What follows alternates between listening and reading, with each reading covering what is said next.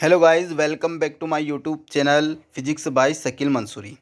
आज का हमारा वीडियो क्लास 11th के फिजिक्स से रिलेटेड है। इसमें हम जो एमपी बोर्ड से जारी हुए प्रश्न बैंक है उसका सॉल्यूशन मैं आपके लिए लेकर आया हूं। तो फर्स्ट यूनिट में हम ऑब्जेक्टिव देखेंगे और सेकंड यूनिट में आपको इसके 2 मार्क्स के और 3 मार्क्स के क्वेश्चन का भी सॉल्यूशन मैं आपके लिए लेकर आऊँगा। इस सीरीज़ में हम क्वेश्चन बैंक का पूरा सॉल्यूशन मैं आपके लेकर आऊँगा 11th क्लास का। तो स्टार्ट करते हैं। फर्स्ट यूनिट में हमारा फर्स्ट क्वेश्चन है एक प्रकाश वर्ष का मान। तो पहले हम ये देखते हैं कि एक प्रकाश वर्ष है क्या।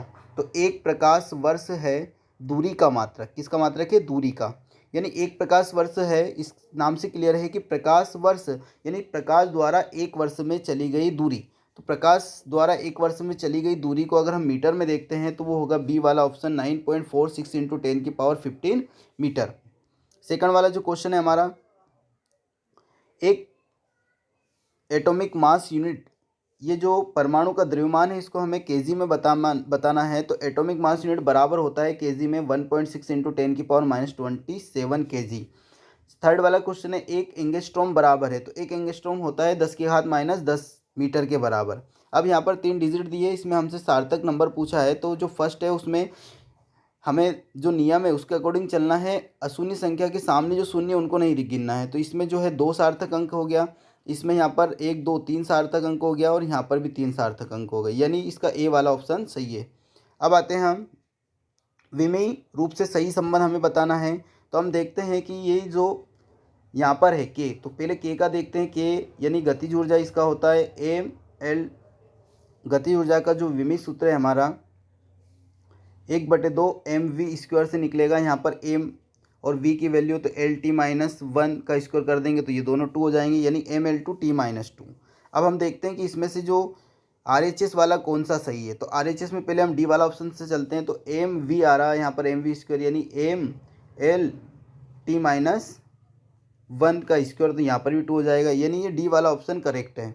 जो दोनों LHS बराबर RHS इसमें संतुष्ट कर रहा है दोनों पक्षों को, तो डी वाला ऑप्शन सही है। अब आते हैं रिक्त स्थानों की पूर्ति कीजिए। तो 1 सेंटीमीटर भुजा वाले घन का आयतन हमें मीटर में निकालना है। तो ए बराबर दिया हमें 1 सेंटीमीटर, यानी ए बराबर हो गया 1/100 सेंटीमीटर। अब जो आयतन होता है वो ए का क्यूब होता है, यानी 1/100 का क्यूब। तो ये कितना हो जाएगा? जब हम 1/100 का क्यूब करेंगे तो यहाँ पर जो 10 के रूप में लिखूं तो ये 10⁻6 हो जाएगी, ऊपर जाएगा तो 1 इंटू 10⁻−6। अब ये काय में आ गया मीटर क्यूब में, वॉल्यूम आ गया घन का। अब कोई गाड़ी 15 किलोमीटर प्रति घंटे की चाल से चल रहा है, तो सेकंड में हमें 1 सेकंड में चली गई दूरी निकालना है। यानी हमें इसको क्या है कि मीटर प्रति सेकंड में बदलना है। तो मीटर प्रति सेकंड में बदलेंगे तो हम क्या करेंगे 18 गुणित 1000।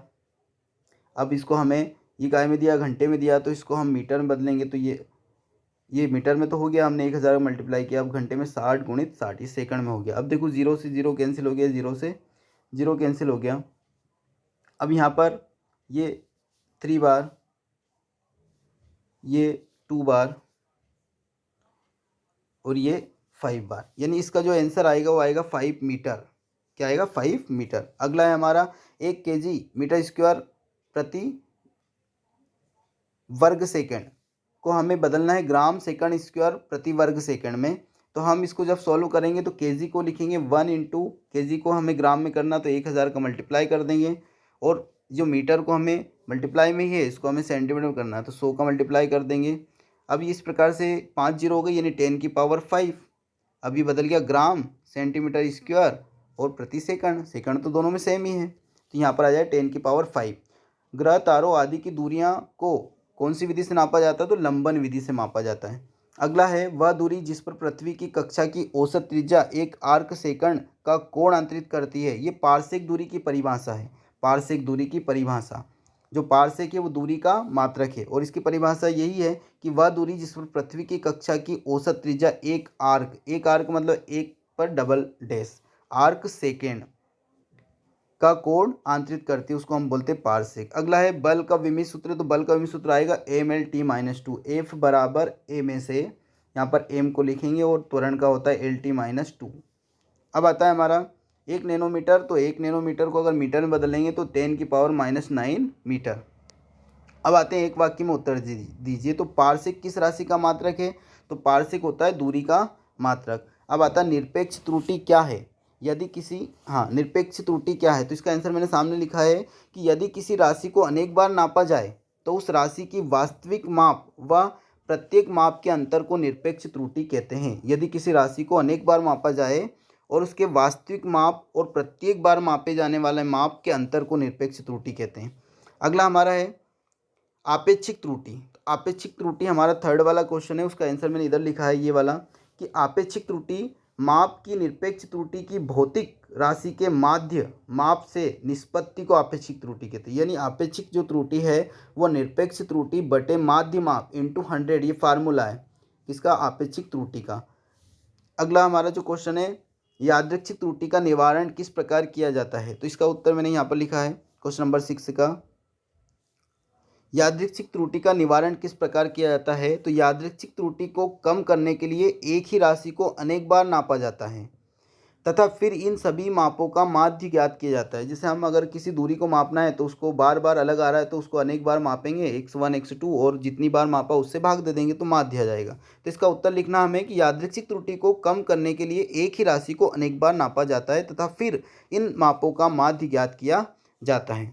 अगला हमारा प्रश्न है, अल्पतमांक त्रुटि का निवारण किस प्रकार से किया जाता है। तो जो क्वेश्चन है अल्पतमांक त्रुटि, तो अल्पतमांक त्रुटि जो उपकरण है उसके कारण आती है, तो इसे कम करने के लिए हमें कम परिमाण की मतलब जो छोटी दूरियां हैं उनको शुद्धतापूर्वक मापा जाता है और कम से कम अल्पतमांक वाले उपकरण का उपयोग किया जाता है। ये इसका उत्तर है कि कम परिमाण की राशि को अधिक शुद्धता से अर्थात कम अल्पतमांक वाले यंत्र से नापना चाहिए। अगला क्वेश्चन है हमारा, किसी वर्नियर यंत्र के मुख्य स्केल के एक खानों का मान 1 mm है तथा वर्नियर पर खानों की संख्या 20 है, तो अल्पतमांक निकालिए। तो इसका जो फार्मूला होता है वो है, अल्पतमांक का जो फार्मूला है मैंने यहाँ पर लिखा है, वर्नियर कैलिपर्स का अल्पतमांक बराबर मुख्य स्केल पर पैमानों की संख्या बटे कुल खानों की संख्या। तो यहाँ 1 mm दिया और कुल खाने 20 है तो 1 mm बटे 20 कर देंगे तो ये हो जाएगा 0.05 mm। ये यहाँ पर लिखा है 0.05 mm। एक में हमें 20 से डिवाइड करना है। अगला जो हमारा क्वेश्चन है 120210 में सार्थक अंकों की संख्या, तो यहाँ पर जो है पॉइंट नहीं लगा, इसलिए पॉइंट जिस संख्या में नहीं होता है उसमें लास्ट में अगर शून्य आता है तो उसे छोड़ दिया जाता है। तो यहाँ पर देखो 1 2 3 4 5 इस प्रकार से यहाँ पर सार्थक अंक कितने होते हैं 5। अगला क्वेश्चन है हमारा, बल के मात्रक न्यूटन को मूल मात्रक के रूप में, तो F बराबर ma से न्यूटन बल का मात्रक बनता है, तो हमने m का मात्रक रख दिया यहाँ पर किलोग्राम और a का मात्रक होता है मीटर प्रति वर्ग सेकंड। तो ये हमारा मूल मात्रक बन गया किलोग्राम इंटू मीटर प्रति वर्ग सेकंड। अब आता परमाणु नाभिक के अमाप की कोटि लिखिए। तो परमाणु नाभिक के अमाप की कोटि जो होती है वो 10⁻⁻15 यानी 1 फर्मी होती है। Thank you for watching. Video अच्छा लगे तो लाइक कीजिए, चैनल को सब्सक्राइब कीजिए और अपने दोस्तों को शेयर कीजिए। इस चैनल पर आपको क्लास 11th का पूरा फिजिक्स का हल करवाया जाएगा। अभी आपको फर्स्ट यूनिट करवाया, इसके बाद लगातार आपको वीडियो मिलते रहेंगे, इसलिए चैनल को सब्सक्राइब कीजिए और नोटिफिकेशन आपके पास आते रहें, इसलिए बेल आइकन को क्लिक कीजिए। Thank you for watching.